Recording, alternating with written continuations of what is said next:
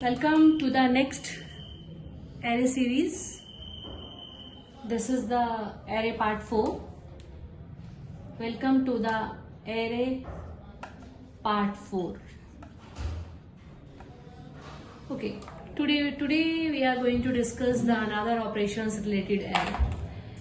array में पहले भी मैंने previous lecture में भी आपको बताया है कि अगर मैं array के ऑपरेशन के बारे में बात करती हूँ तो आप इस बात को, थोड़ी सी चीजें हैं जो टिप्स हैं, इसको आप दिमाग में अच्छे से बैठा लें।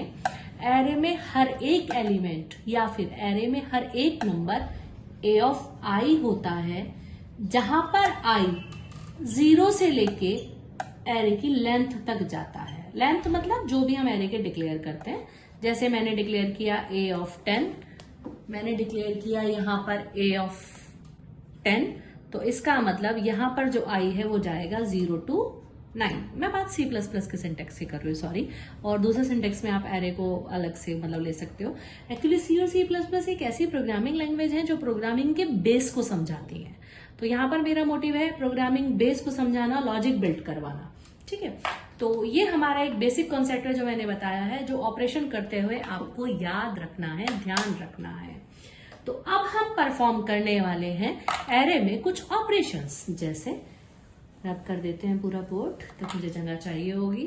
अब मैं कुछ ऑपरेशन, जैसे आपने कहा मुझे एरे में एक ऑपरेशन परफॉर्म करना है, मुझे करना है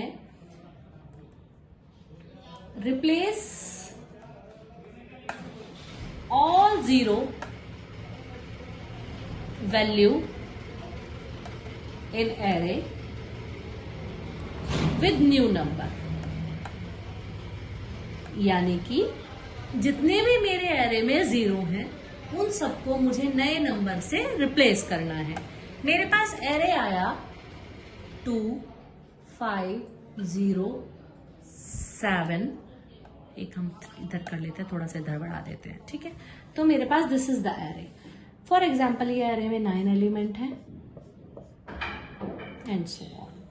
हमारे पास 9 एलिमेंट इस एरे में है, और ये है 0, और ये है 1, ये है 2, ये है 3, ये है 4 एंड ये 5 एंड सो ऑन। तो आपको हर एक एलिमेंट को चेक करना है कि वो 0 है या नहीं। अगर वो 0 है तो आप नया एलिमेंट यहाँ पर डाल देंगे। तो आप सबसे पहले अब इस नंबर को उठाएंगे। आपने कहा आर यू 0, इसने कहा नो। आर यू 0, इसने कहा yes. It means I can replace with new number. For example, I want to replace it by 9. Are you 0? No. Are you 0? No. Are you 0? Yes. I want to replace it by 11. Are you 0? No.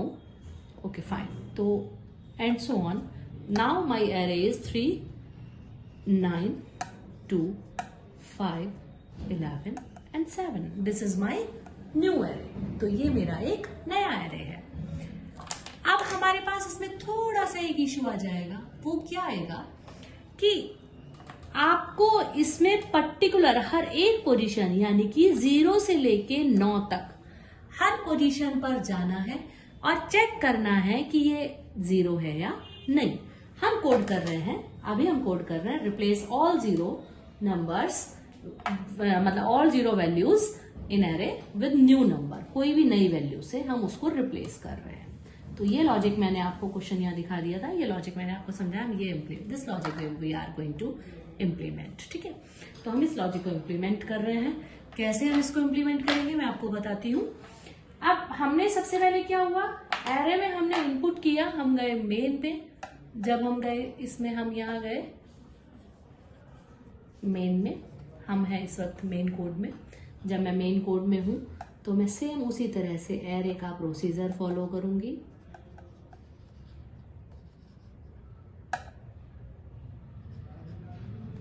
Enter array, और मैंने for loop लगाया।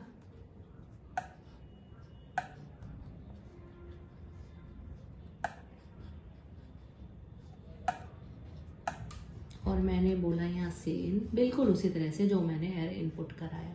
आने वाले कुछ logics में मैं input करवाना भी बंद कर दूंगी, सिर्फ मेन मॉड्यूल चलाया करूंगी। तो ये रहा हमारा मेन। अब मैंने यहाँ पे इनपुट करा लिया, और अगर मैं आउटपुट की बात करूं तो मैं एक आउटपुट भी यहाँ पर दूंगी। अगर आपको मतलब लग रहा हो तो मैं बीच में जगह इसलिए छोड़ रही हूँ क्योंकि मुझे यहाँ पर कोड अप्लाई करना है, या पहले तभी करवा देते हैं। जैसे जैसे हम इनपुट करवा रहे हैं, इनपुट करवाते करवाते ही हम अपने एलिमेंट्स को सर्च चेक भी कर सकते हैं। तो चेक करने के लिए हम लोग कोडिंग में यूज करते हैं इफ को। तो मैंने कहा इफ, और हर एक नंबर, मैंने आपको बोला हर एक नंबर क्या है, ए ऑफ आई, और आपको चेक करना है ए ऑफ आई को किसके कल चेक करना है, 0 के। तो क्या ए ऑफ आई 0 है? फॉर एग्जाम्पल हाँ है।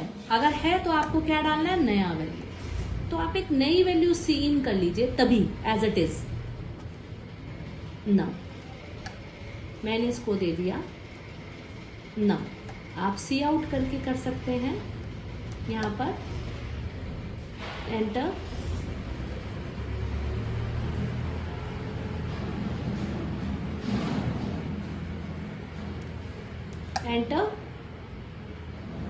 न्यू वैल्यू, नई वैल्यू दे दे। जैसे उसने ओके कहा है न्यू वैल्यू दे दे, और ये नम में आ गई। नम में आते ही सेम पोजीशन पर उस नम को डाल देना है। तो आपका एरे अगर 0 आपने इनपुट किया है तो आपके एरे में 0 इनपुट होगा ही नहीं, यानी कि आपने एक नॉन जीरो एरे इनपुट करवा लिया। आपके एरे में 0 आया ही नहीं है, ठीक है ना। जब आप इनपुट कराते गए आपने 0 चेक कराते गए, और आपने कहा इसको सी आउट द एरे, जो भी आपका एरे है। फिर आपने यहाँ पर इसी के साथ आपने फॉर लूप लगा दिया, आई वाला वही 9 तक सेम उसी तरीके से, और आपने यहाँ पे सी आउट कर दिया किसको, ए ऑफ आई को। मेरे पास थोड़ा सा बोर्ड का इशू आ जाता है, और आपने फिर यहाँ पर बंद कर दिया मेन। ये सारा कोड यहाँ पर बंद हो गया। आप थोड़ा सा ध्यान से देखिए, मैंने आपको कोड पे दिखा दिया है, ठीक है। तो ये हमारा पूरा का पूरा कोड हमारा रेडी है। एक हल्के से व्यू में आपका पूरा कोड मैंने रेडी कर दिया, एक ही डायरेक्शन में, दिस वन, ठीक है। तो ये आपके सामने पूरा कोड आ गया है ना। तो ये all the rough work I can just erase this all rough work. तो हमारे पास फिलहाल ये बेसिक एक एरे जनरेट हो गया है। इस एरे में हमारे पास सिर्फ नॉन जीरो वैल्यू, यानी कि जब मैं इनपुट कर रही हूं at the time of input, ध्यान रखिएगा, at the time of input मैं एरे को चेक कर रही हूं कि वो 0 है या नहीं। मैं एरे को चेक कर रही हूं कि जो एलिमेंट इनपुट कराया है या नहीं, यानी कि इसमें वैलिडेशन लगा दिया मैंने। किसके लिए, नॉन जीरो वैल्यू के लिए, ठीक। इसी चीज को आप दूसरे तरीके से भी कर सकते हैं। हमारा जो कोड फिलहाल मैं अभी आपको करा रही हूँ, वो करा रही हूँ आपको मैं इनपुट करवाते हुए आप सारे 0 जो है रिप्लेस कर रहे हैं। तो ये सारा का सारा जितना भी प्रोसीजर है, अगर आप ध्यान दें, यहाँ लूप बंद कर दीजिए, फॉर लूप बंद होगा। तो ये इफ बंद है, ये हमारा फॉर बंद है। आप इस पूरे के पूरे प्रोसीजर को at the time of input कर रहे हो।